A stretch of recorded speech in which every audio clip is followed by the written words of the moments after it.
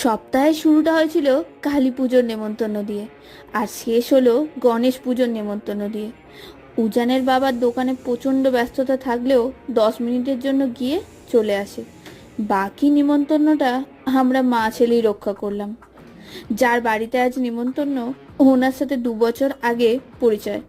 বাবার বাড়ি থেকে উজানকে নিয়ে ট্রেনে করে কলকাতা ফিরছিলাম, তখনই ওনার সাথে ট্রেনেতে পরিচয়।